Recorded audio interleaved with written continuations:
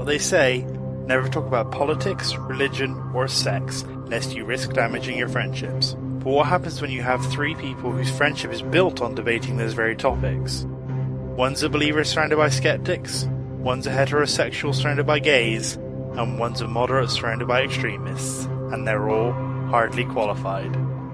Introducing Hardly Qualified, a podcast recorded in prosperous Calgary, Alberta, where Will Connor, Rob Walker, and Angry Duck get together every week to discuss the issues of the day. Rob's on the left, Duck is on the right, and Will is stuck in the middle. And here they are, hardly qualified to pontificate about the issues they're talking about. But if nothing else, they're entertaining. Welcome back to Hardly Qualified for another week of discussion, debate, and general blabbering, I guess. Blathering. I always like how you say "welcome back" as well. It always makes me think we just came back from a break or whatever. Right? Well, Thank you for tuning in again. Sometimes when I listen to podcasts, I'll listen to them one after another. So who knows? I guess maybe somebody's sitting in their basement listening to it for like 14 hours straight. Please don't. But I don't know if anybody can handle us for more than 90 minutes a week. Yeah.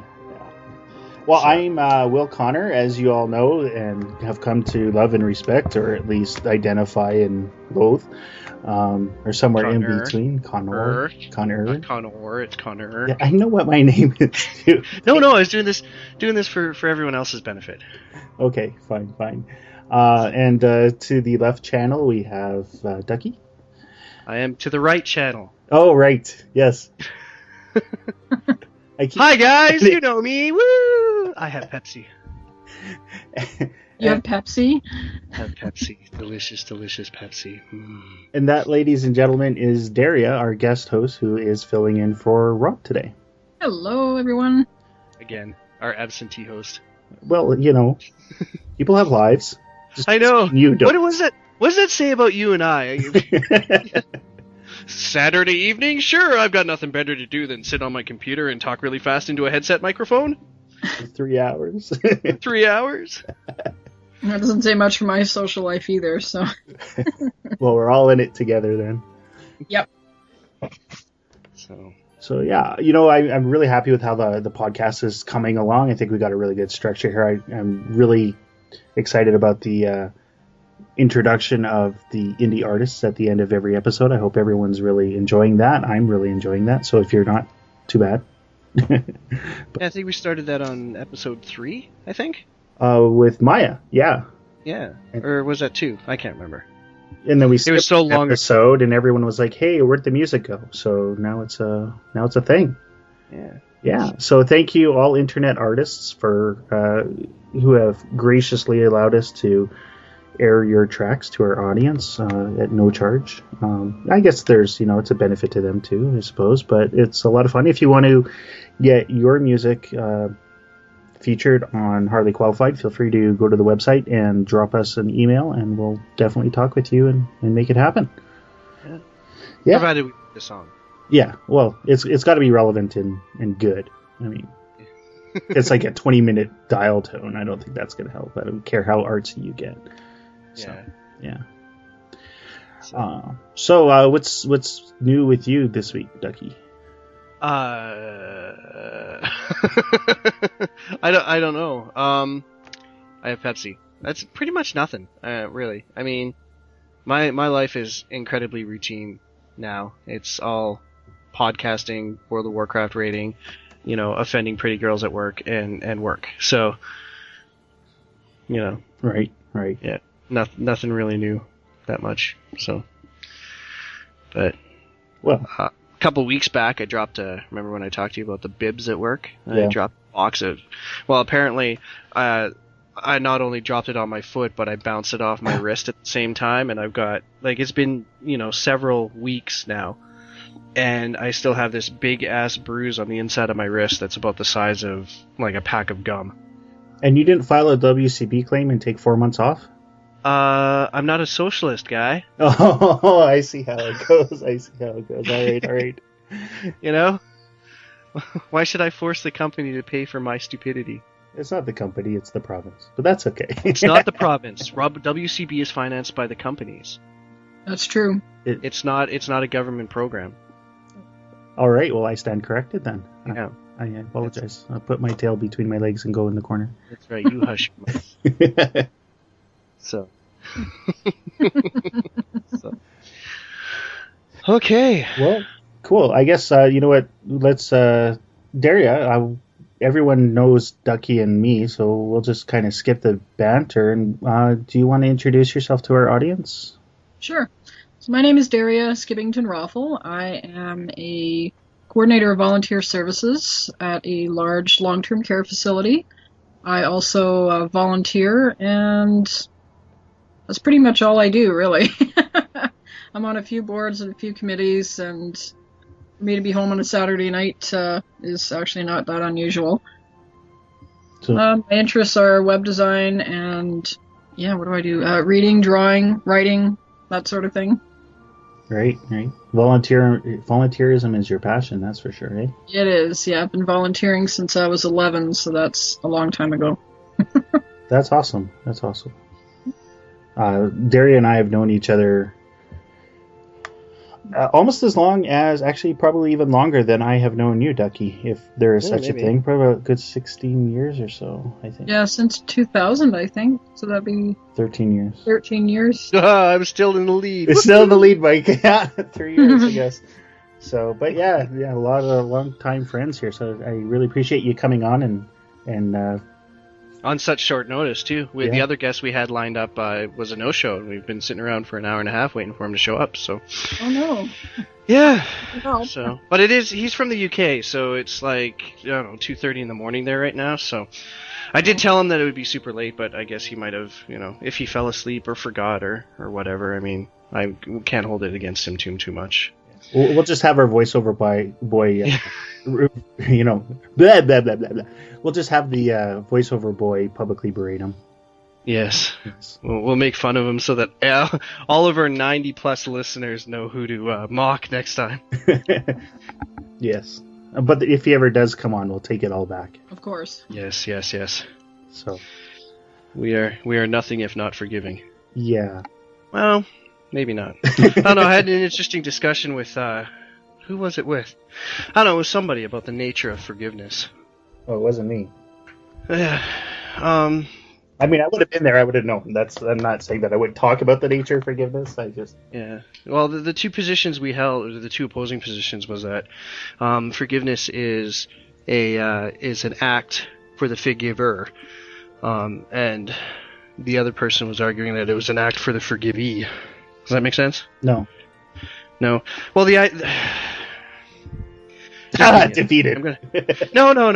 I'm short of breath because I'm having a bit of an asthma attack, so I'm going to take some drugs here. Oh, all right. Oh, you ready? Oh, yeah, that's the stuff. Okay. All right. Giggling, brought to you by Rogers. No, all right. Yay. Don't forget to sign up for McLean's. McLean's. Right, inside joke. Yeah. Okay. No, because the argument was that people seek out forgiveness from people that they've wronged in order to absolve themselves of any responsibility for the action that they took. Does that make sense? And my assertion was that forgiveness has nothing to do with the person who did the wronging. Forgiveness is all about the person who was wronged letting go of that grievance, absolving oneself of the resentment or anger or whatever that comes with that. And that the only person who has the power, the authority, the right to even consider forgiveness is the person who was wronged, and that a person can be forgiven without actually knowing that they've been forgiven because they're not being forgiven. Does that make sense? That the person who is wronged, the victim of the injustice, is letting go of that. Yeah. Right? I do disagree with the fact, or with your comment, that asking for forgiveness is a way of absolving yourself of responsibility. A person who's asking for forgiveness can also seek retribution by asking for forgiveness and asking what they can do to repair the damage done. I mean, if somebody's truly sorry, that's what they should be trying to do, is making amends. Oh, okay. That's what you mean by seeking retribution. Yes. Like offering recompense or whatever. Yeah, offering recompense. The victim would get the retribution, but the victim has that power to say, either I don't forgive you, or they can say, you could do this to help fix this, or, do a public apology or something. Or forgive without condition. Yeah. Because I think the whole nature of forgiveness is internal to the person who was wronged. I think that the victimizer is completely and utterly irrelevant in the whole interaction of forgiveness. I think that's why we see the abuse of, the I'm sorry in our society, where just because you said it doesn't mean that I'm obligated to forgive you. Mm-hmm. Yeah. Just because you feel bad doesn't mean that I'm not done feeling bad about however you've wronged me. So. Yeah. Right. But it should be a two-way street as well. I mean, if two people are interested in maintaining any type of relationship, they should be willing to talk it out and figure out how, what happened. Oh. The person who did the wrong, again, should be truly sorry and say, look, I screwed up. What can I do to make this better? Now, I don't know how many people actually do that, because we live in a society that seems to not favor consequence. I'm young all the way till now, but yes, people need to know that your actions do have consequences. Well, I think that might be a symptom of monotheism, where God forgives you, so as long as He's forgiven you, then that's kind of all right. I wouldn't say that it's solely, but it's definitely a mitigating factor. I think. I think once we stop holding each other accountable, it makes it easier and easier for us to individually deny a responsibility or culpability in action. Mm-hmm. But there's a fine line that you have to walk on that. I mean, there's a reason why we outsource our revenge and whatnot to the state, right? Whenever we take collective action to protect people from the consequences of their actions, we are basically saying to them that your action, that you're no longer responsible, or you should not be held accountable for the decisions you make, and that I arguably think that's been snowballing for the last 70, 80 years at least. I would say so. I work at part-time as a guard at a holding cell, so I see the police bring in a lot of people, and usually it's drunks, but sometimes it's people who've committed more serious crimes, murder, rape, that sort of thing, and almost all of them, and I hate to say this, but it seems to be a lot of the younger people as well, they have no idea of the concept of jail. They're like, well, I want a blanket, I want a pillow, I want to use the phone, I want to do this. You know where you are? You're in jail, okay? It's not supposed to be fun or comfortable. You have done something wrong, and this is what the word consequence means. Yeah. It's not just a timeout. Yeah. It's not a timeout. It's, that's right. Well, except for the drunks. They're just in there to sober up, and then we kick them out in the morning with no charges. But for those that have actually committed a crime, such as fraud or, anything from fraud to murder, they've committed a crime against society, and that is part of the consequence. Well, I think they've not only committed a crime against society as a whole, but there's also a specific individual victim that we need to be aware of. And a lot of the time, people always talk about my debt to society this, debt to society that, and I'm like, society is really irrelevant when you personalize it to the victim of that crime. Mm-hmm. Right? I would like to see our legal justice system actually do that, because right now, when you go to court, and you've committed a crime, the Crown you have your own lawyer as a defendant. Mm-hmm. The Crown prosecutor is not the victim's lawyer. The Crown prosecutor is representing society, because a crime against a person in the legal system is a crime against society. So they're not actually, the victim just happened to be the person in society that the crime was committed against. Mm-hmm. In the eyes of the law, it is a crime against society, which that's why should be changed. Yeah, absolutely. Victims seem to have no advocacy in the group or in the justice system, and because of that, you often see this idea that it's better off for society if we rehabilitate criminals rather than punish them for their actions. Well, isn't that the point of our civil system, is to hold people accountable? I mean, if you rape me and I file, actually I don't even file criminal charges. Yeah. Technically, the Queen files criminal charges because you've violated her property, and she gets kind of pissy about that. So my avenue of justice as a victim, really legally, is through the civil court system. If you have the money to pay for it. Yeah. The problem is, that's the one sad thing. I've done a lot of work in victim advocacy as well, and there are lots of avenues for victims, but there are a lot more for the criminals who crimes. Because we offer to pay for legal aid or whatever, right? So they get the lawyer. If they get one's provided for them. A victim, they decide to take civil action. Say, okay, I don't like that you only got 6 months in jail for doing what you did to me. If I want to sue you, I have to hire a lawyer, and that's a $2,000 retainer or more, and then, take you to court and do all that. And there's no guarantee. And after spending money and years trying to get that justice or retribution, you end up being more in debt than ever and still being victimized all over again. Well, not only that, I mean, there's also sort of the idea that victims can be held accountable for the actions of the criminals. Mm-hmm. Like you have somebody who's breaking into your house, and then he or she cuts him or herself on the broken glass, and they can sue the homeowner for not having safety glass. Yeah. Right? For having undeclared traps. Yeah, or, that kind of stuff. And that's why we see the government charging shopkeepers for defending their shops against thieves, and, against, somebody breaks into the house and is attacking a man's wife, and he comes downstairs with a shotgun and shoots the guy off, and and then suddenly he's in jail for gun crimes and for attempted murder, and it really, really bothers me that people seem to view a crime in a vacuum. That it's that there's nothing that happened beforehand that can provide insight or mitigating reasoning as to the justification of that apparent crime. Does that make sense? That does make sense. Now, within the law, there's also the, self-defense if it's within reasonable parameters. Yeah, you have to be.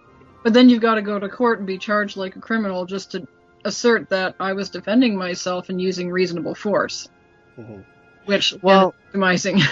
Even then, like I've heard legal, what's the word I'm looking for? Legal advice people talk about if you are going to use a self-defense or under duress or that kind of defense to justify a so-called criminal act, you're just better off killing the person, because if somebody's waving a gun at you and you have your own gun or whatever, and you shoot him in the leg and he falls over and he drops his gun, you kick the gun out of the way, and then you hold him at gunpoint until the cops show up, you're no longer in danger.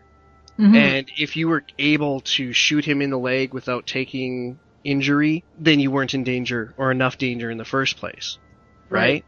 Yeah, so they're saying you're just better off shooting the guy dead, and or girl. I don't want to genderize it, but the perpetrator, dead. You're just better off shooting them dead or whatever, because that lends far more credibility to the "oh my god, my life was in danger" story than a reasonable response. Gee, I don't know about that. You got to back that up. Like, maybe not now or whatever. I don't agree with it. No, I don't agree with it. But I've never even heard that assertion before. So like. Oh no! I've that in the show notes or something.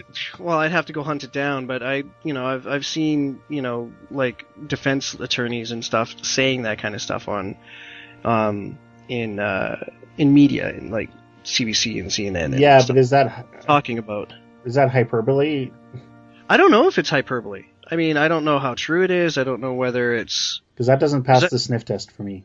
Yeah, I've asked police officers about this on several occasions over the years, and I've said, what's considered self-defense, what's reasonable force? I've taken a few self-defense courses as well, and they've all said that even if you haven't been touched yet. Maybe the guy is standing there waving a knife at you or a gun, and you feel threatened. If you legitimately feel that your life is in danger, even if you haven't been touched yet, you can defend yourself. But you can defend yourself within reasonable force. But if you kick the guy and he falls down, let's say you're a karate expert or something, you knock him out in one go there, and he's down, and you keep kicking him, that's assault. But if you kick him once, he falls, and you get the heck out of there, then that is reasonable.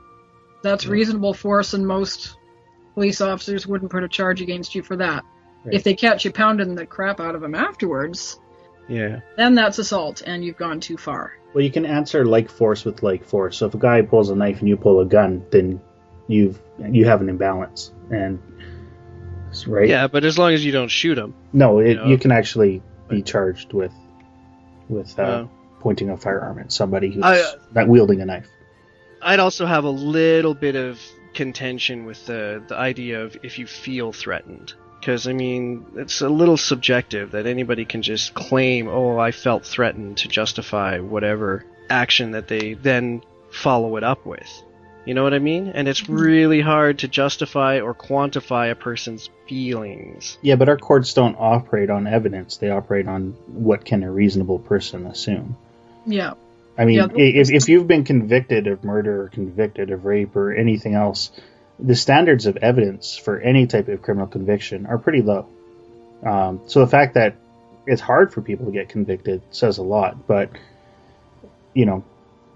from a rationalist or a scientific point of view, it's the highest form of evidence that you can get in a criminal court, next to video, is personal testimony, and we all know that's notoriously unreliable and doesn't even hold up in any type of scientific literature, right? So there's also the victim impact statement as well, which when a crime is committed against a person, every victim is given a number of paperwork.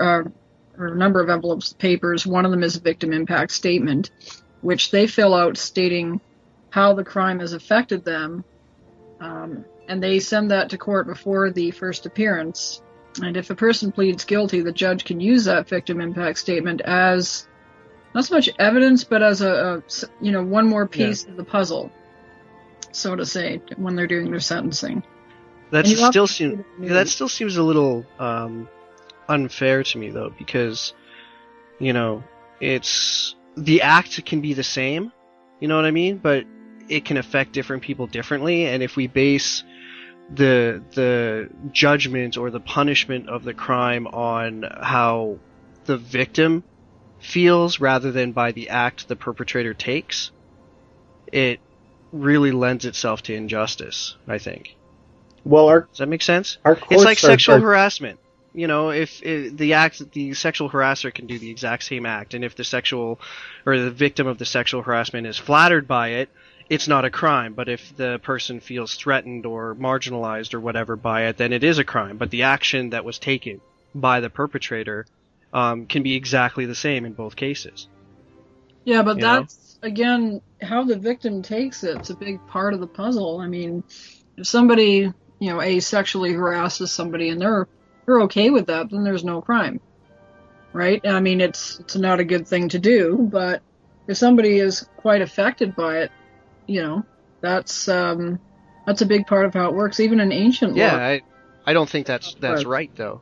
Well, how can a person be held accountable for somebody else's perception, right? I mean, we should only be held accountable for the actions we take, not for how those actions are interpreted by other people.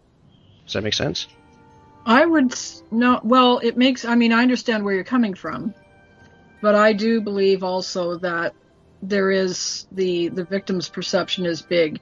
I mean, so many times victims were not listened to. 20 years ago, nobody cared how the victim felt. It was just the crime was committed against society, and that was it. Nowadays, you could have someone go to jail for a longer term because the victim was truly massively traumatized by it. Whereas somebody else might not be all that troubled by something and, and says, what, it's not a big deal.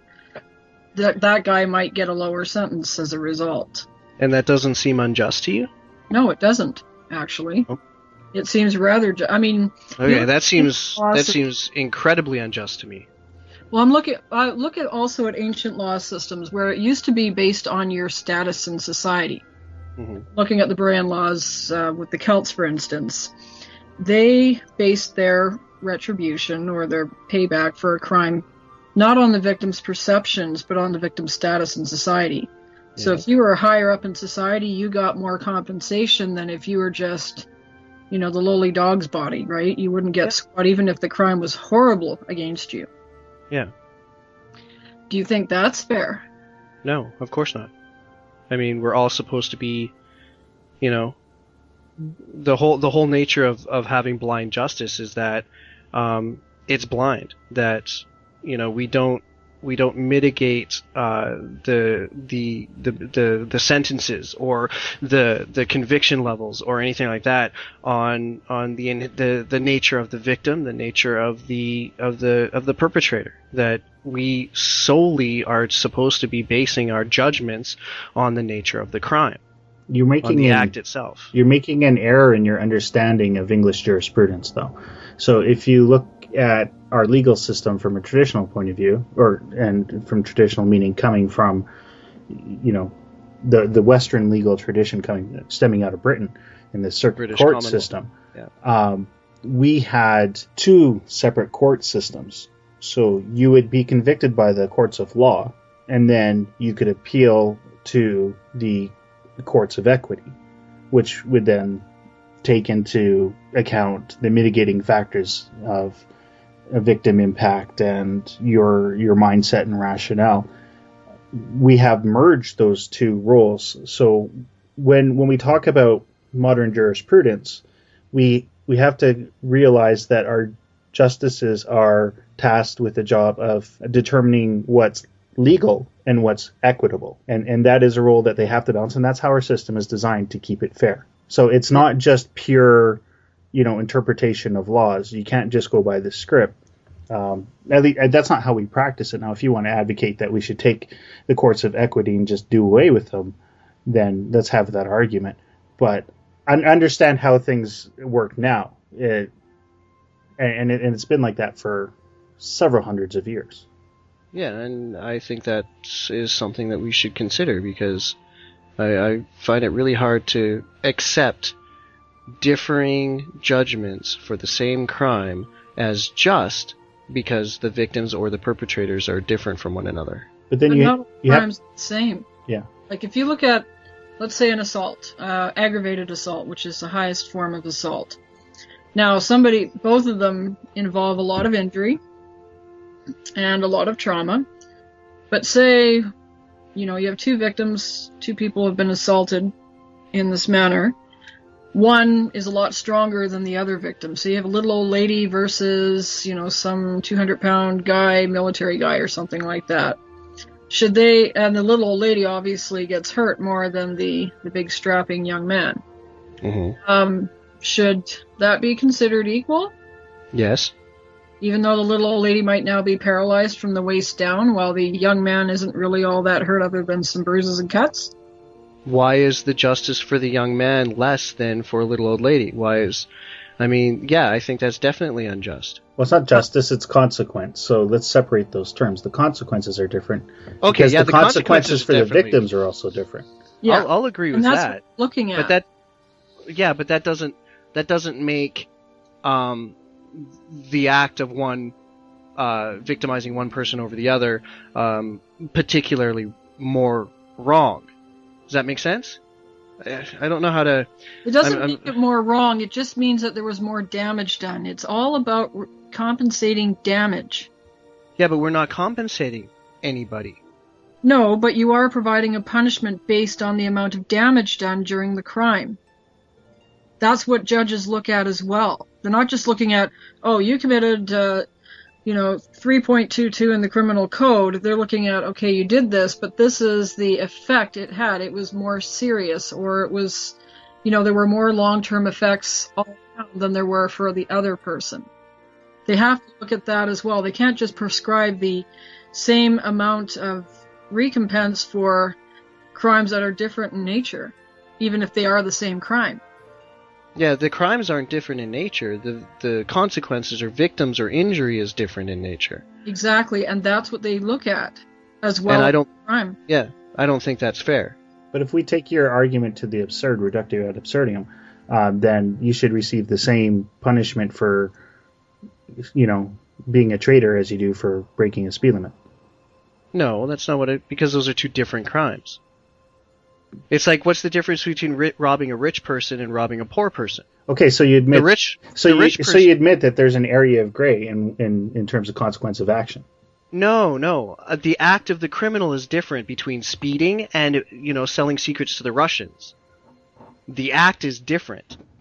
They're two separate different crimes. Theft is still theft, regardless if you steal from a rich person or a poor person. But arguably, a poor person is going to suffer greater consequence. Does that mean that victimizing a poor person is far more abhorrent than victimizing a rich person? Or is theft still theft? But you still have to draw boundaries on what the distinction of theft is. What is the distinction of assault? What is the distinction between a sex assault and a physical assault? What's the distinction between a hate crime and not a hate crime? What's the distinction between fraud and not fraud? When are you just bullshitting and lying, and when are you causing harm?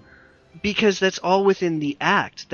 All those distinctions are based on the act itself, on the act that the perpetrator takes, not on the differing classes or standards of the victim. But you have to judge that somehow. You have to have something to gauge it by. If you steal $20 from a poor person versus stealing $20 from a rich person, that $20 for that poor person could be that week's food for their kid, compared to the $20, which might be, the coffee budget for the week for the rich guy. Yeah, I'm not denying that. What I'm saying though is that if you consider you consider the effect that it has on the victim as a metric by which to judge how wrong or illegal a certain act is, or how much punishment is required, rather than the act itself, I think that lends itself to definitely to prejudice, to discrimination, and to unjust treatment in the legal system. But that's why we have minimums and maximums on the other side, right? We say, so you commit this type of crime, you have this range of punishment.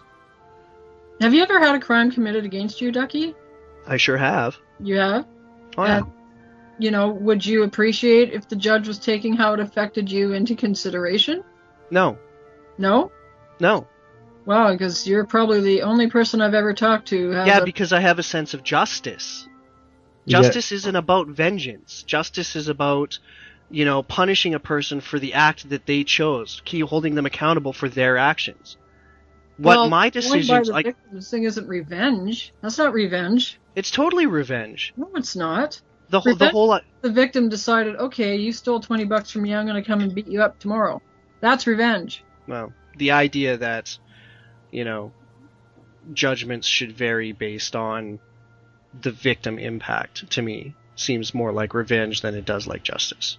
No, that's not revenge. If the victim decided to take the action, that would be revenge if you go by a strictly linguistic point of view. Justice isn't black and white. Well, is revenge by proxy still not revenge? That's not revenge.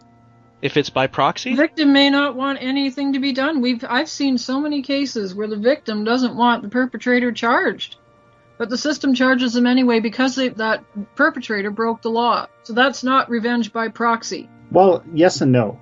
It is in that it's not up to the victim, but the way our system is designed is offenses aren't committed against a victim anyway. They're committed against the property of the crown. And it is the crown that exacts revenge. Well, the crown exacts punishment, not revenge. People seem to be stuck on this revenge word. It's an emotional word. Okay. So let me ask you then to make the distinction. I'm not being facetious. If we're struggling with it, then other people are going to struggle with it. Okay. So revenge, that is an emotional response. You've done something bad to me. I want your blood. That's revenge. When you take action against someone strictly out of hate, anger, whatever it is, that is revenge. The legal system is trying to take as little emotional response to that as possible. They're doing it by the book, by the law.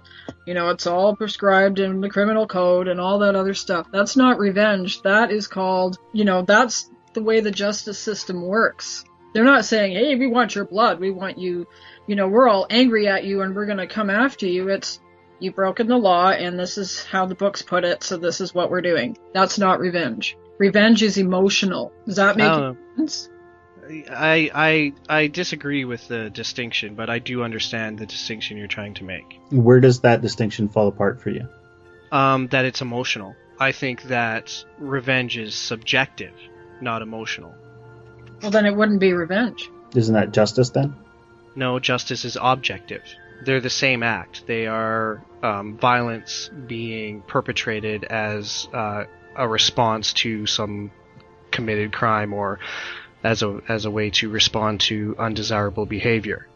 The difference between it being objective and subjective, in my opinion, is that it's subjective when it's based on the opinions, beliefs, thoughts, ideas of the people involved, where it's objective when it is completely irrelevant of victim perpetrator. It's dealing solely with the act. That's why I use the phrase revenge when I'm talking about people being an influencing factor, and justice when we're considering the act and the act alone. Does that make sense? I'm trying to be very... Can't agree on that. Okay, the definition of revenge, according to Merriam-Webster Dictionary, one is to avenge as oneself, so it has to be you avenging yourself, usually by retaliating in kind or degree. And two is to inflict injury in return for revenge as an insult. So vengeance is personal. Justice is societal. So why do we not feel then the need to take vengeance when the justice system has served its course? Why does that, for us as individuals, why does it lessen that need? Well, it might not lessen the need.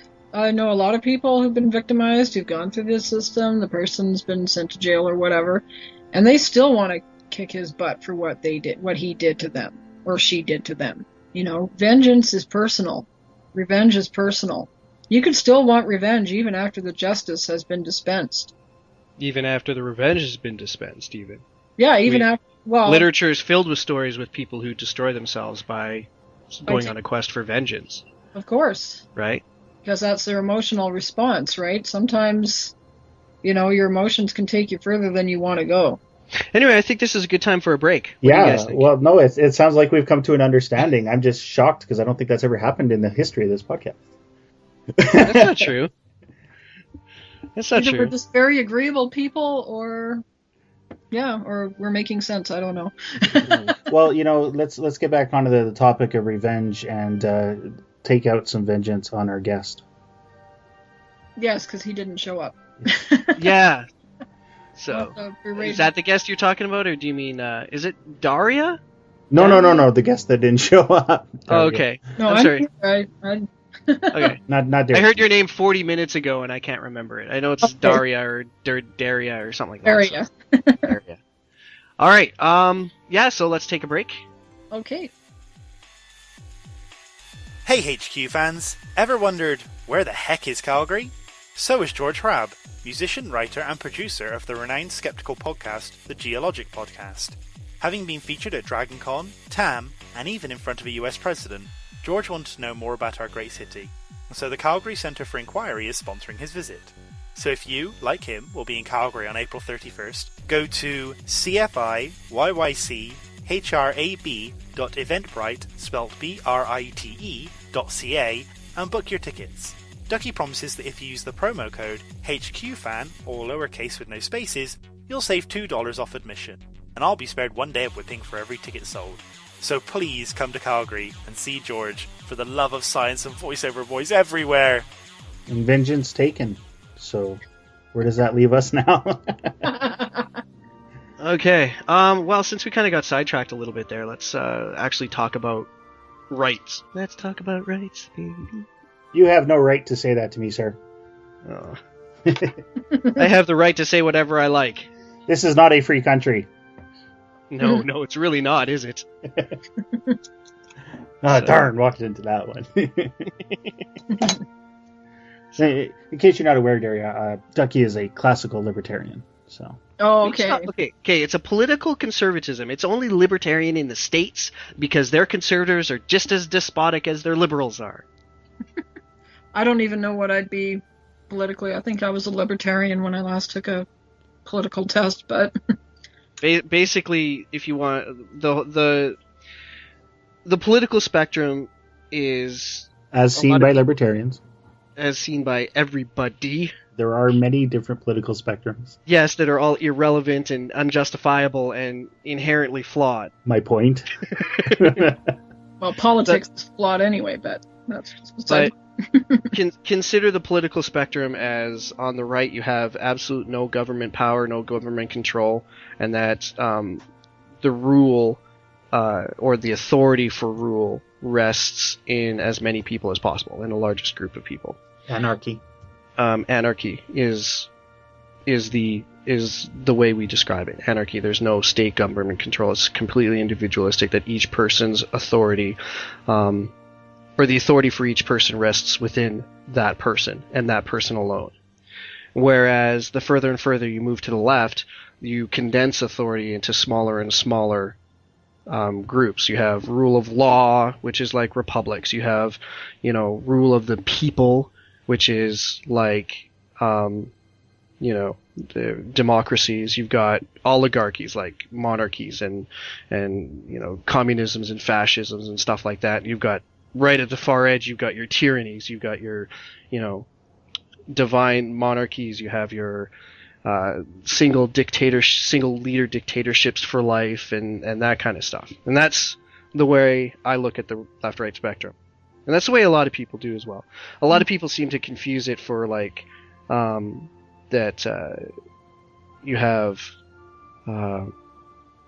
it's economic, or it's based off of what you consider as change. You have liberal on one side and conservative on the other, and if you want to change stuff, you're on the left, and if you want stuff to stay the same, you're on the right, and that's far too relative to be useful. Because we have conservatives in China who, want to keep it as close to Mao Zedong's idea as possible, and I really don't know anybody who can argue that, or who has reasonably been able to argue that communism is a right-wing ideology. So, the idea that conservatives are right-wing is subjective. Subjective, yeah. It's very based on the relative positioning. So, I'll accept that. Yeah. Mm-hmm. I think the easiest, the most accurate term that I've ever heard describing my personal political views would be anarcho-capitalism, in the sense that every person owns their own labor, and they're the only person who has the authority or the right, and therefore the power, to authorize the transfer of that labor. So no role for the state at all, no republic, no democracy. No role for the state at all. That each person has is responsible for his or her own welfare, and any kind of group cooperation has to be purely voluntary. That there's no coercion from the state. That's when we were having that discussion about, people who were sharing a house or whatever. And yet I still don't understand why you take the bus to work every night and don't walk. Sometimes I do walk. But you have a bus pass. But I also pay for the bus, yeah. Yes, but the bus system in Calgary is not 100% self-funded. No, the government does fund a bit of that too. It's like 60% or something like that. It's 50 or 60% is taxpayer funded. Whereas if you drive... There just seems an inconsistency, that's all. That I pay for my own bus fare? That you pay for a portion of your own bus fare and you're willing to suckle off the teats of the public for the remaining portion of that transportation cost. And yet you rail against it. That's also voluntary, though. What is? Using the bus. Maybe I'm misunderstanding your point. But I have to pay for your bus trip. I don't use the bus. Okay, well, you shouldn't have to pay for my bus trip.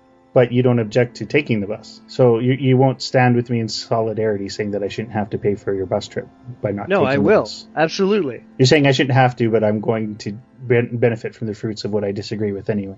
That seems ideologically inconsistent. That's what I'm saying.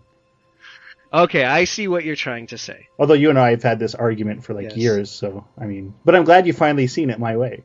You probably don't agree, but yeah, no, I do not think that you should be forced to pay for my bus fare. Let's put it that way. But as long as I'm being forced, you will happily ride my bus. Yes. Or our bus. Our bus.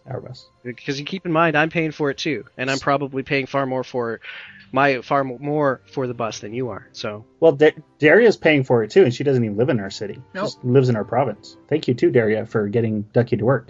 Yes. That. One thing I look at as well is with our property taxes, we either have to support the separate or the public school system. We don't have kids, we never will, who will be using the school system, yet we pay for it. But once upon a time, we all got educated by the school system, so I guess we're just repaying our debt. It's kind of the same thing with socialized medicine too. You have everybody is supposed to pay into it the same amount or whatever, but you have people who take far more than they paid into it. You have other people who never pay into it or never take out of it at all. Yeah. Right? But I think the counter argument to that would be, you still benefit from utilities, infrastructure, and roads, and communications, and internet, and blah, blah, blah. So on the balance, you're getting roughly what you put in. Perhaps. Yeah. But you still can't deny that it's coerced. Or that you're getting more than what you put in for most people, actually. Perhaps, yeah. And yes, it is coerced. But it's coerced. And blame Hobbes, not me. I didn't do it. That's where I really find my ideological discomfort with public infrastructure comes from. So what's your alternative? Let somebody own it, and then they can charge for service. But then you have or like a bus pass, that anybody who has contributed or chooses to contribute to a certain piece of infrastructure then has is granted the authority to access that infrastructure. But to what end? All the way down to policing? Yeah, why not have a private? So you pay a police tax for every bus fare zone that you go through, and if you have to. I mean, these are ideas worth considering. It may not be practical in the long run, but it's probably, in my opinion, far more just than coercing, than stealing, which is basically what taxpayer money is. It's stealing from people under the threat of violence. And it's stealing from people inequitably. You steal from rich people far more than you steal from poor people, And that just adds to the injustice. There's a nuance to that. So you're saying that you believe in a tax, like, as Will said, if you're traveling from bus zone to bus zone, paying a police tax. But if you're an anarcho-capitalist, like you said, where there is no system, why would you be paying a police tax? No, I didn't say there's no system. What I said is that it's all voluntary. There's no coercion. There's no top-down government control. Okay. Any kind of group, sort of any interaction that you have between people has to be voluntary. It cannot be coerced. And I don't think there's any argument that anyone can make that paying taxes is a voluntary act. I don't. No. I would to agree that sorry, Daria, I didn't mean to cut you off. But you're right. It's not a voluntary act, but it does eliminate inefficiencies in what would be a foot-by-foot system of daily living. Oh yeah, no, I'm not denying that. That's why I said, a purely private system would be impractical, and there would be a lot of hiccups, and there'd be inconsistencies between, zones, and it would easily lend itself to corruption.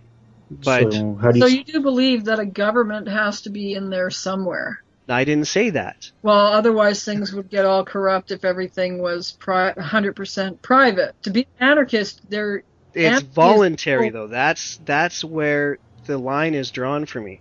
Anytime it's coercive, it's bad. Anytime it's voluntary, it's good. Even if it's horribly inefficient, as long as you have the choice not to do it, then you're not being forced to partake in anything. So he objects to it, but not really. Okay. Because anarchy would be no government at all. You're just on your own. No, that's... So you can't really call yourself anarchist. That's not really anarchy. Anarchy is the lack of organized top-down authority. Okay, but if you've got a government involved, you still have a little bit of that going on. You can still be governed by a private corporation. Yeah. Yes, but you choose to do so. In so much as you choose to be governed by the state. No, you don't choose to be governed by the state. You're born into this country. Therefore, yes, which is not a choice. Right. Right? You don't choose to be governed by a state. So you're advocating that we make better choices prior to birth. No, what I'm saying is that... No. I'm serious. Follow this logic out. Okay, so if my mom and dad decide to be in the McDonald's county and everything in that little county is run by McDonald's, and I'm born into that county, and it is prohibitively expensive, and there is no social structure designed or economic structure that allow me to escape that county into, say, the Gap County. Who would wants to go to the Gap County anyway? I don't know. But say, there's the Gap County right next door, but I cannot pay the toll to move the road between those two counties. I'm effectively stuck in that county. So where does my choice come from? I've never had any choice in that situation. I think I'm a victim of circumstance. You're conflating corporatism now. No, I'm reducing it to the absurd. I'm taking it to its logical end. That's because corporatism is not the same thing as anarcho-capitalism, right? Can you define that, anarcho-capitalism, just so that we're all on the same page? Yes, that basically what it means is that the authority to determine the destiny of labor rests solely within the person who produces that labor. That's it. Okay. Does that make sense? A little bit. But you still need structures to manage infrastructure. Yeah, and the person who invests their labor to produce those structures is the only person who therefore has the authority to administrate those structures. And what if I decide that I'm going to build a fence around your property and not let you out unless you pay me? Well, as long as it's not on your property, that's fine. That's just, in my opinion, because nobody is forcing you to go through their fence. You choose to go through their fence. And if you choose to go through their fence, then you become subject to their authority regarding that fence. Even if you have to go out and buy groceries? Dig a hole, plant a seed. Where am I going to get my seeds from? Find somebody to buy them from. How can I? I can't leave the fence. Well, then you're SOL, are you? Exactly, so I'm a victim of choices made before my birth. I don't think that's true. Or you're a victim of someone else's decision to put a fence around your property, and you have to pay them to get out to buy your seeds so you can grow your own food. See, that also kind of that's also assuming that the person who's building the fence has malevolent intent. And I don't think that's inherently true either. They might have malevolent intent. They might, but I really doubt that there's that many people on the face of the planet that's like the whole idea with that you run into with all kinds of gun control and socialism and all that kind of stuff is it always seems to gravitate towards the assumption that people with power are inherently malevolent. No, there isn't an inherence to malevolence, but no. we do have demonstrations of this type of behavior. It's called slavery. It's called feudalism. There's also a lot of experiments that they've done, studies that have shown you get a bunch of people together, like the prisoner experiment, where you had a whole bunch of college students, and one group of them were the prisoners, and the other group were the guards, the people in authority.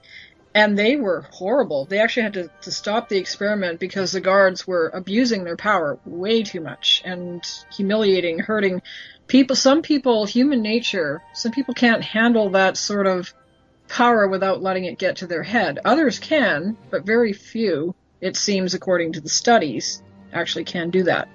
That's the Stanford prison experiments. We'll put that in the show notes. Yeah, that's the Stanford experiment. Yeah. Yeah, I understand where you're coming from, Ducky, that, it would be nice to have free choice of all our labor, but it comes down to the rights of your fist end where the rights of my nose begin. And if I build my fist around your nose, then your freedom of movement is equally, if not more, restricted than what you would otherwise encounter at the end of the barrel of taxes. Yeah, I'm not arguing that it's ideal.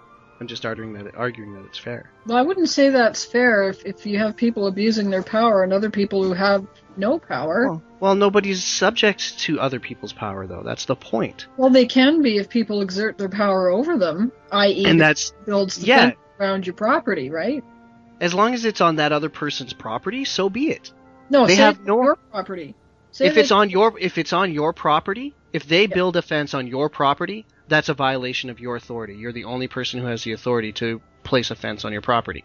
Okay, so what do you do? If they're building it on their fence or the fence on their property, there's no inherent violation of your authority in that act. Okay, so what would you do? Say someone decides to be malevolent or abuse that authority that they have, and build that fence on your property. But say you're one of these people who's not very forceful or not the kind of person who could actually, say you're the guy who did it, again, the big strapping guy, and you're the little guy who's, not very good at fighting. You're now under his authority unless you somehow, beef up a lot and can fight him back. I'm not under his authority. No, but if he puts a fence around your place and you're kind of stuck there, what would you do? We'll have to figure something out.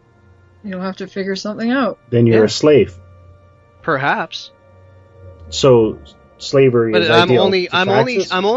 I'm only a slave if that person then usurps my labor. Right, but say he just locks you in there and leaves you there. And you can't get out to get your groceries, you can't get out to, get what you need. You're kind of stuck there. You'd be a prisoner, right? The entirety of human history would seem to suggest that we are likely to usurp other people's labor for our benefit. I am not denying that. I readily agree with that. What I'm saying is that top-down authority is inherently unjust. But it's less unjust than the rest. I don't agree with that at all. But you can't conceive of me a situation where that's not true. Because we just had this argument. There's no difference between being the person who's, having your neighbor build a fence around your house and being the guy who's got the government taking money out of your paycheck. It's just 2 steps removed. It's exactly the same thing, by principle. Well, the problem is you don't have much choice, because no matter where you go... It doesn't matter if you have choice. You still have the authority to make those choices, whatever your options may be. You do have even now, you've got the ability to choose whether you live in a place or not. I do not have the choice not to pay taxes. I guess arguably, even then, I don't have the choice to make income that falls below the threshold. My income or my taxes are taken from my paycheck before I ever see the money. That is preemptive theft. I do not have the option to not pay taxes. That's because you've made the choice to make more than the exemption limit. So either quit your job and start your own business, or live off the system and then you don't have to pay taxes. Or make less than $18,000 per year. That's not just either. Why do I have does that suddenly mean that I should have the authority to steal money from other people because I choose not to work? Okay, but the argument is if you choose not to pay taxes, but you're benefiting from the common infrastructure, you yourself are committing theft because you're benefiting from what you don't contribute to, which is what you're rallying against. Yes, but you're not choosing to do so. I think that's the point that you guys are missing. Oh no, I get it. That's why I'm saying, you could choose. But there's no. If you choose not to pay taxes, let's for the sake of argument assume that you had the option to say I'm not paying taxes on your income tax or whatever, right? That you were obligated that the taxes were paid after the fact, after you made your money or whatever. Then you went down to the local bank or government established area or whatever and said, here's my 12%, 15%, whatever. Assume for the moment, for the sake of argument, that we had the option not to pay taxes. If I chose not to pay taxes and then availed myself of public infrastructure that those tax dollars would have gone to support, yes, that would be theft. Okay, if I am paying the taxes voluntarily to use public transit or to use, public infrastructure, that is not theft. I understand your argument. I just don't see the alternative. I'm not arguing for an alternative. You're just saying this sucks, but there's nothing we can do about it. Yes? No? No, I'm not trying to propose an alternative. Okay, so what are we doing then? Well, we're not talking about the inherent natures of rights. That's what we're not doing. Well, no, we kind of are. And we're already an hour in, so maybe it's time for another break. We talked about taxes and justice, and I don't think you can get any more closer to rights than that anyway. Well, true, yeah. We may be skirting the issue instead of addressing it directly, but this is indirectly what we were trying to get at. So, all right. Well, okay, so with regard to rights, just so that we can get back on topic. Actually, what sort before we do that, sorry. Yeah, let's take another break. Yeah, let's sell some magazines for Rogers because we like Rogers. I'm a Rogers magazine subscriber. I subscribe to Canadian Business and Money Sense and Maclean, so it's a good product. I've been a subscriber for years, so that's why I have no hesitation having them as a sponsor on this podcast. Yay!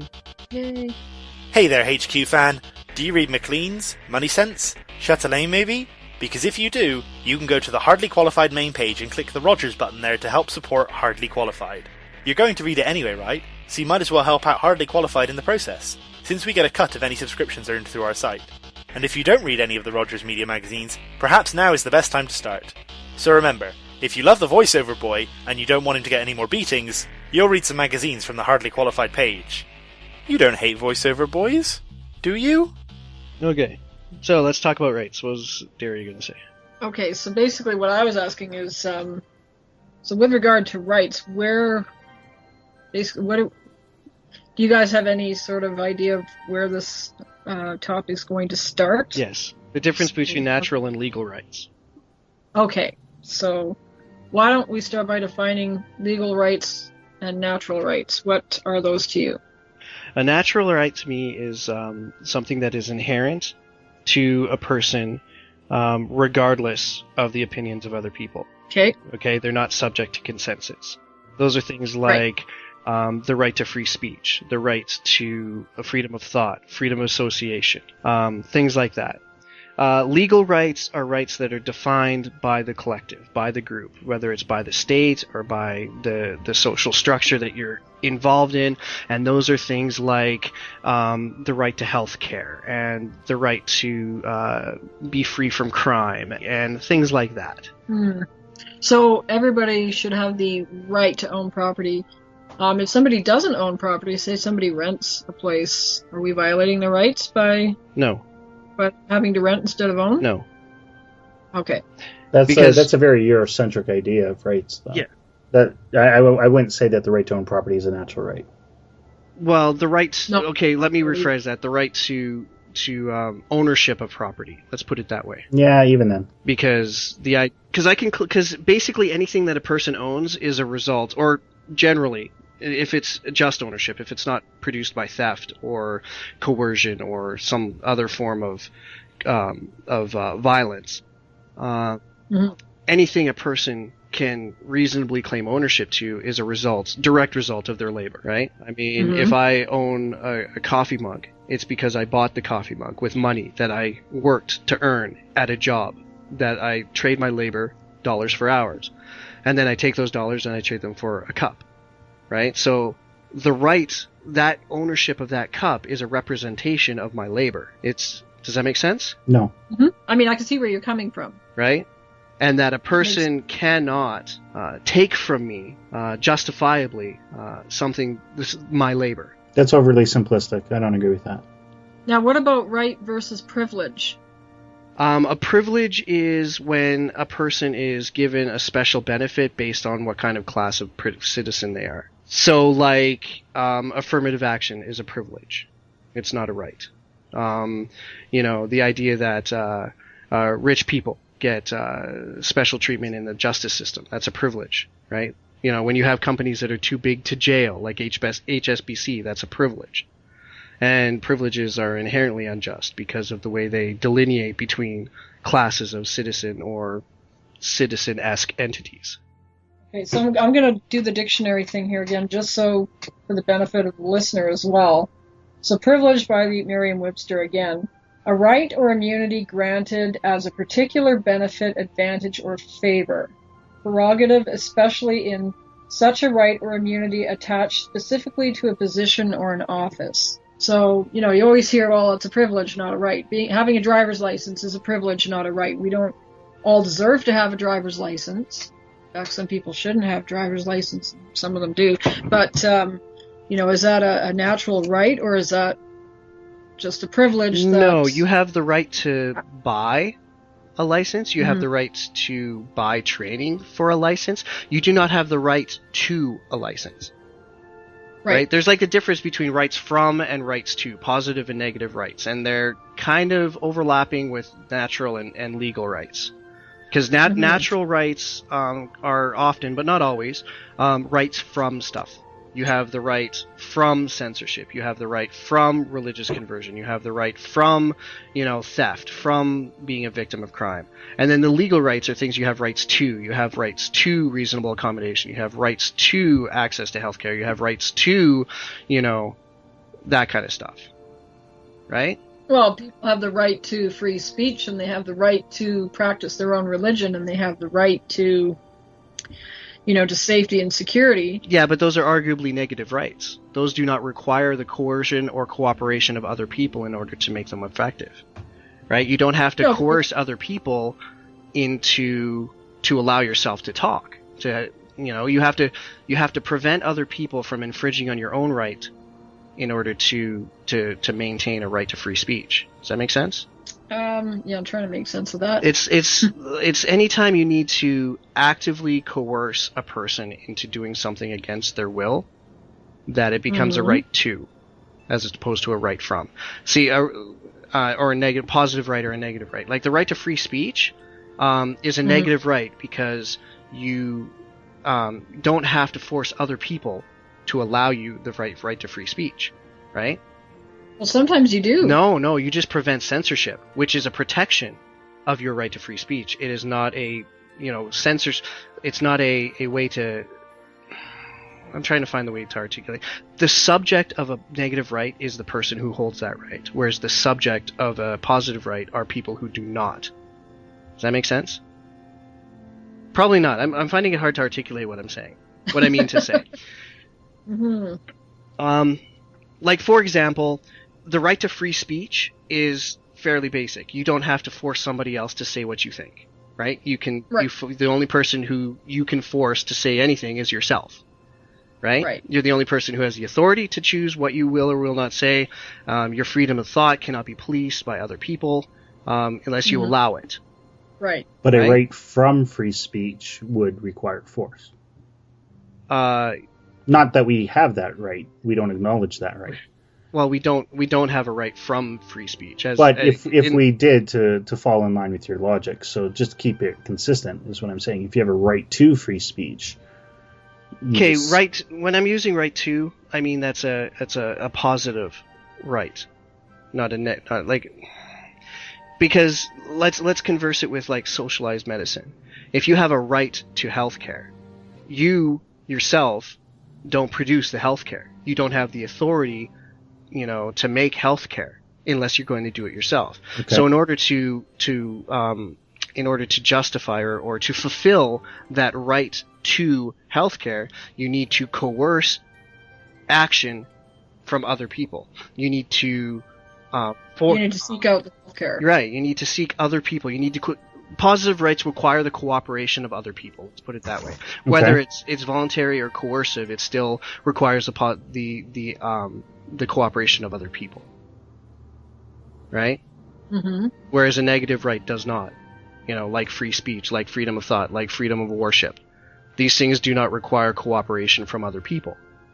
So would that be a natural right then? The positive, would that be your natural right versus the negative being your legal right? The positive rights are the legal rights, and there's not a complete overlap. But for the purposes of this discussion, they could be considered synonymous. But there is a distinction between the two.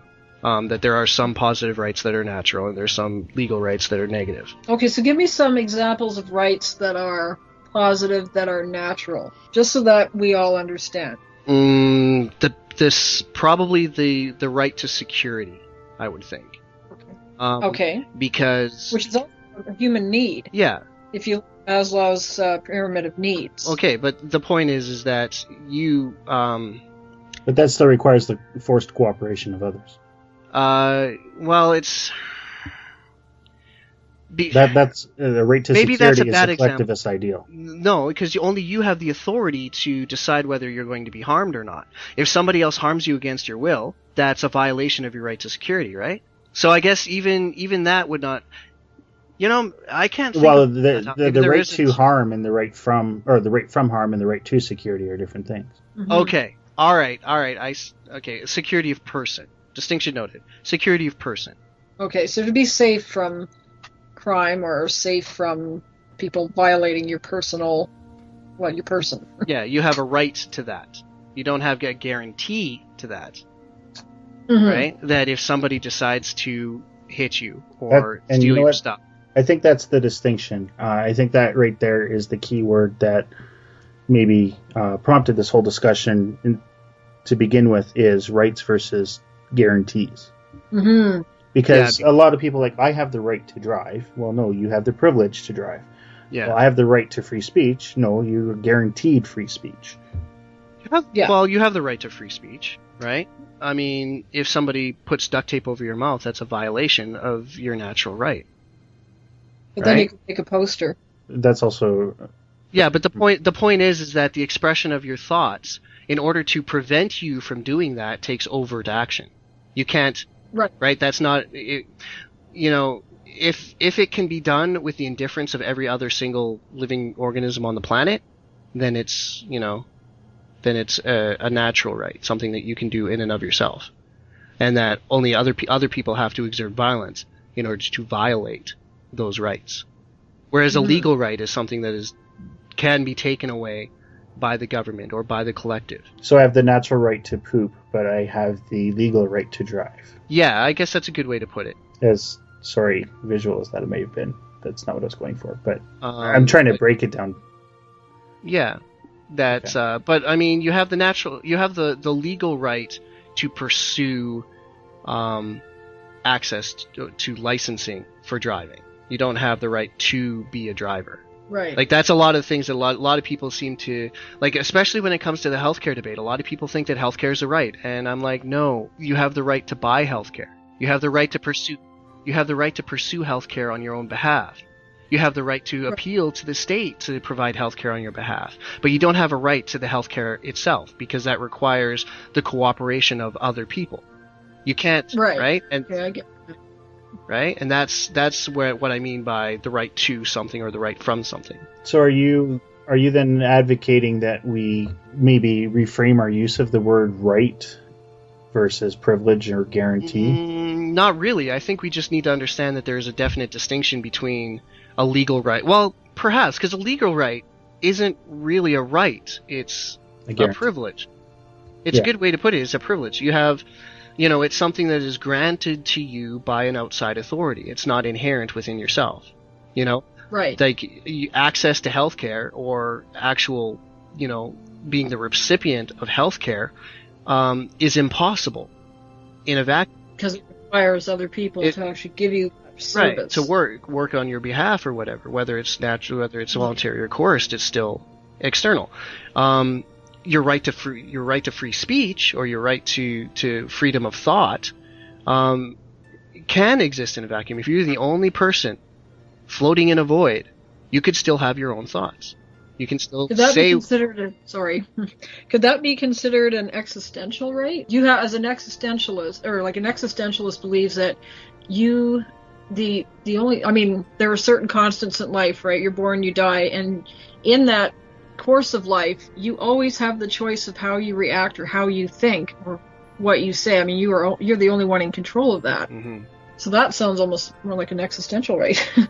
The freedom of speech one, anyway. That's just a diversion. Yeah, could be. Sorry. I mean, well, there's a lot of discussion when it comes to things like that, like the idea that should you be held accountable for the actions of or for decisions that you don't have the power to make, right?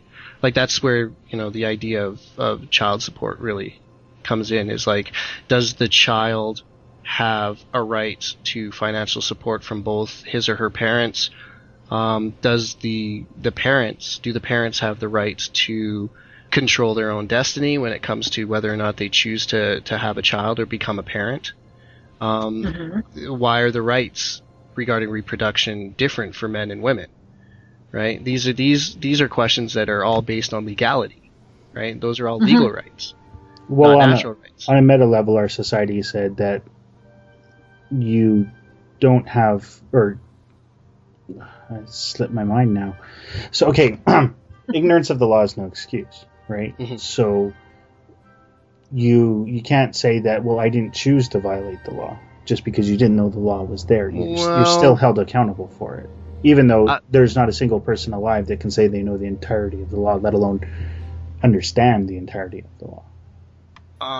Even if you're a lawyer. I don't know. I don't know if I would immediately agree with that, because there's definitely the argument that criminality requires intent. But right? I thought intent didn't matter in the application of justice, Ducky. What? I thought that intent, from your perspective, didn't matter in the application of justice. No, it absolutely does. But you argued against that like an hour ago. No, I didn't argue against intent. Right? You intend to commit a crime is different than the nature of the victim who suffers from that crime. Yeah, it's not intent. Okay, so much fair enough. That's what he was talking about. The delineation is between victim and perpetrator.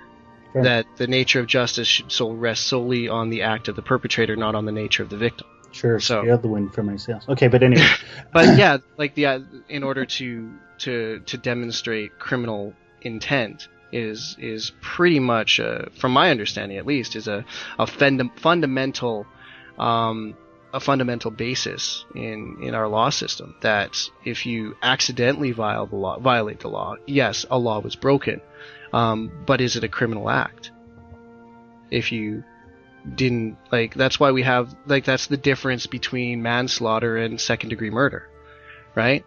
If you inadvertently, drove your car into somebody's house or whatever, and you kill them, that's manslaughter. But if you point your car at somebody's house and you floor it with the intent to hit the people inside, then that's murder, right? Criminal intent is a mitigating factor, I think. But you were arguing against that at the top of the show.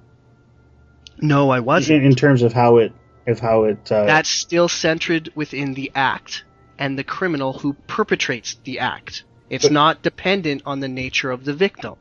Yes, but what you were arguing earlier was that we should be considering the act in its entirety and to the exclusion of the intent. And you don't think that intent is part of an act? We can't judge intent. We can only infer it. Right. Which is why we have to demonstrate intent. And you were saying that that's why we should remove equity from the system and just... No, because... No, the equity that I want removed was I the only one? Sorry, am I... Are you not? Yeah, you... Okay. Was I in a different conversation? You might have been. Am I completely because what off I was here, saying... I mean... What I was saying is that when you take judgments and rely and base them solely, or even partially, on the nature of the victim, that's where you run into this injustice. It has to be maintained within the criminal and the act that the criminal took. But what if the criminal did that not intending to commit a crime? But he still, caused... Some people, maybe, let's say in rape, they're going on their sexual desire or their desire for power. They may not consider it a crime, just saying or something. They do it. It's a common argument from pedophiles. You don't just accidentally rape someone, though. No, you don't. But right? say, okay, maybe not rape, but something else. Say you've got somebody who's ignorant of a certain law in a certain country. Say I go to the Middle East, and I didn't know that women were supposed to wear head veils. I mean, I'd know that, but say I'm an ignorant person, and I go to the Middle East, and I don't wear a head veil, and I get charged for the crime of not wearing a head veil, being a female. I may not know that that's against the law, but I'm still going to get charged for it. In the application of justice in that case, intent wouldn't matter. Yeah, but did you intend? No, but did you intend not to wear a head veil? It doesn't matter, though. Or did it get blown off by the wind? Like that's how do they prove that? That's where the intent comes from, right? You chose not to wear your head veil, or whatever, your hijab or burqa or naki. Well, let's say that I didn't know that that was against the law, and I just didn't wear one because, I don't wear one at home. Yeah, but that's still, you intended not to wear one. But I didn't intend to commit a crime. Yes, it's irrelevant. I didn't know. I'm not arguing that the intent is to break the law. I'm arguing is that you intended to commit the act. So it's the intention of act, not the intent, not criminal intention. Yeah. Okay. I'm sorry. Did I not make that clear? No. Is that why we're arguing the same side? Yes. Okay, yes. Yeah, no, I'm not saying that you have to have the intent to break the law in order for it to be criminal. You just have to have the intent to commit the act that is considered criminal. Okay, even if you don't know it's criminal. Even if you don't know it's criminal, that's irrelevant. That's why ignorance is not an excuse. You have to have the intent to do the act that may be deemed criminal, not the intent to break the law. It's interesting how many arguments start, and I used to see this online all the time too, based on people's wording. Yeah, that's a problem that Bob and I have all the time when we talk, is we use widely divergent sort of meanings of words. Yeah. And so he'll say a word and I'll say a word, and he'll understand a different meaning from that word than I do, and it often leads to confusion and misunderstandings and stuff. Interpretation of language is a powerful thing. That's why I like being able to define our terms at the beginning when we're going to be talking about contentious issues. So, well, that's why I'd asked at the beginning, let's define what natural rights are versus legal rights. Listen to her, she's trying to take my job. Sorry. No, that's okay. That's okay. Maybe we need to have two voices of reason on this show. Yeah, I'm used to facilitating things, so if I'm overstepping my bounds, just let me know. Oh, not at all, Daria. Not at all, please. Sometimes I feel like a half-wit, so you could be the other half-wit, and together maybe we'll... I'll be a full wit? There you go. Well, we can't know everything. I mean, what we're trying to cover in half an hour has been debated between countless philosophers, whether you're talking about Plato, Socrates, Nietzsche, Kant, really? Rand. Yeah, Rand, Hobbes, you name it. And we're trying to distill it down in half an hour. Obviously, we can't. Yeah. But at least we can come to understanding what we're thinking, if not come to a consensus as to how the world should change itself for its own benefit. Absolutely. Or even then, whether they, at the very least, I think we can come to a consensus of understanding, even if we can't produce a solution to problems that we foresee. Yeah. That's why I love this show. That's why I really, really like doing this, because, your idea of justice and my idea of justice or rights or whatever obviously they're not divergent, but defined differently. They are. That's one of the reasons. That's another thing that I get into arguments with Bob about all the time. Is remember a couple episodes back when you were talking about the difference between a minimum wage and a living wage, and you said you could live as a homeless person, and Bob replied with, you said, I could live as a homeless person if I wanted to, and he said, but that's not just. Right. And I wanted to pounce on him there, because that's absolutely just, because you chose to do it. Justice. You made your choice. Yes, justice is about holding people accountable for the decisions they have the authority to make. That's what justice is. Right. Right? And I have yet to hear an argument that says that that's not what justice is. It may not be, communally ideal. But that's your definition for sure. Yeah. But I can concede that it might be just within that definition. If a person is homeless because somebody drove into their house and their house started on fire, and the insurance company decided that they didn't want to honor their agreement or whatever, then I can see instances where people are homeless of no fault of their through no fault of their own, and that can arguably be unjust. But there are also people who are authors of their own misfortune, and those are very well just. That's just. So the idea that homelessness just as a blanket statement is unjust, I think is not a tenable position to hold. And that goes for a lot of the sort of social justice movements, I think, that that they're always trying to absolve or abdicate personal responsibility. Yeah, it all comes down to personal responsibility in the end, and I wish people would take more responsibility for their actions and that sort of thing. Well, but you can't make me. No, I can't make you. Yeah. I can say I wish people would do that, but I can't make them. Yeah, so long as we enable it, it'll happen. People will do that to which they have incentive. For which they have incentive? For which they have incentive. People will do that for which they have incentive. And so long as we continue to provide incentive for people to abdicate their own personal responsibility or deny their personal responsibility, then you will continue to see people denying their personal responsibility. There's a whole industry. How do we fix that problem? And we got 5 minutes. Be quick. we need to stop pandering and enabling it. If we need to dissolve these industries where, somebody I hate to beat on lawyers, but the kind of idea that if you're breaking into somebody's house and you cut your arm open on their glass, or their dog bites you or something like that, that it's the compensation. Yeah, you have no leg to stand on because it was in the commission of a violent criminal act. That's why they say the first rule of revolution is you kill all the lawyers. But yeah, except for the ones who are leading the revolution. Exactly. It's often the college students and the lawyers who start revolutions. So that's true. It's because neither of them can find a job, and yeah, they have to be productive somehow, right? Too smart to be idle. So, All right, well, that's an hour and 33 minutes now, so we should probably wrap it up and call it quits for this week. What do you think? Call it quits. Well, how about, just Wrap it up for today. wrap it up.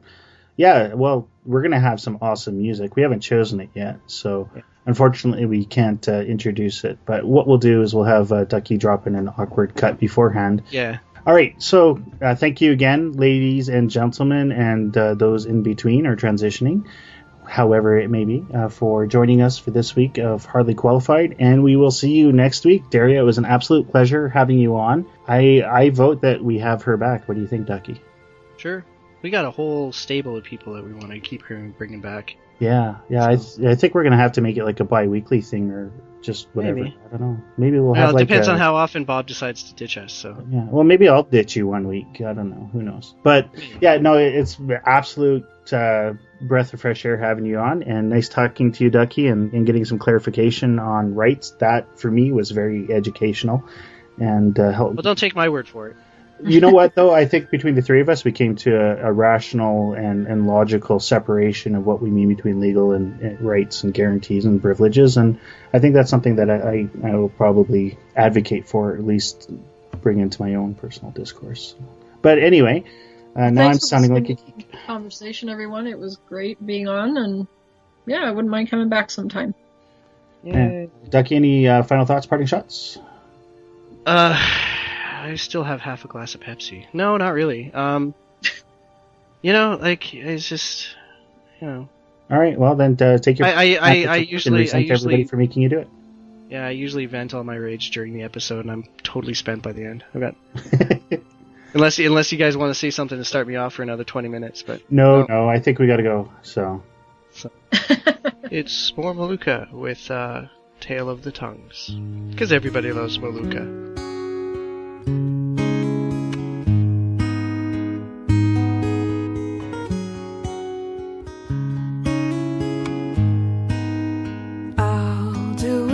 Wings, they did darken the sky. His roar of fury's fire, and his scales sharpened sighs. Men ran and they cowered, and they fought and they died. They burned and they bled as they issued their cries.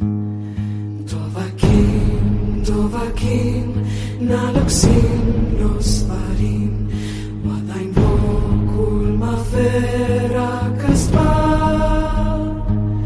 Agfinoro pal gran fornos hol sindrosan, Dovakim fachin kogen mudra.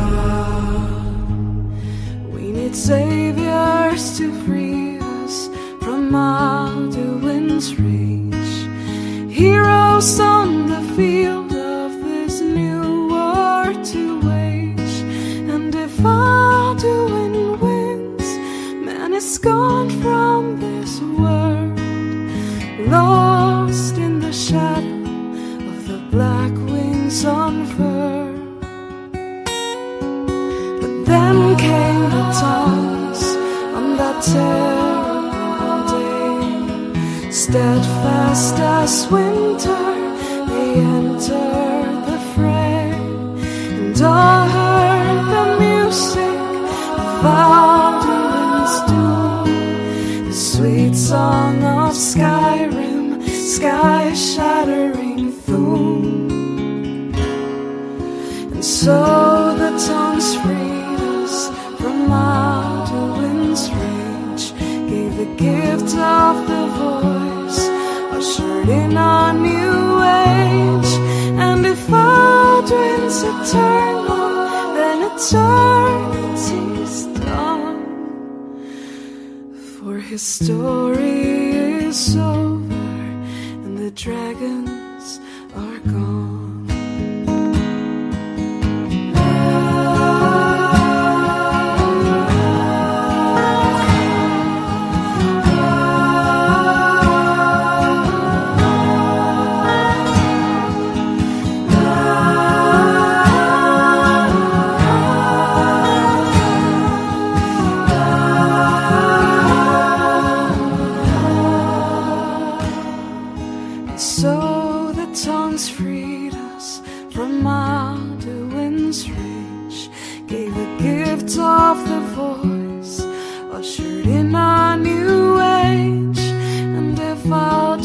once eternal, then eternity's done.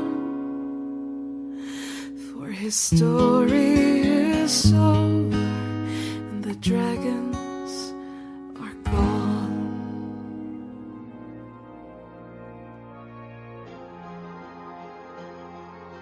Thank you for listening to Hardly Qualified. Our website can be found at hardlyqualified.ca, and there you can download episodes, leave comments, and check references and links mentioned in the shows. The hosts are on Twitter. Will is at Will Connor, Rob is at Theology Writer, and Ducky is at AngryDuck_HQ. They can also be reached by email at will, rob, or angryduck@hardlyqualified.ca. All music, unless otherwise specified, is from the game EVE Online and is property of CCP Games. The music can be found at community.eveonline.com/download/music. No copyright infringement is intended. The podcast is recorded on Saturday afternoons and scheduled for download the following Friday, which can also be found on iTunes. Thank you, and tune in next week.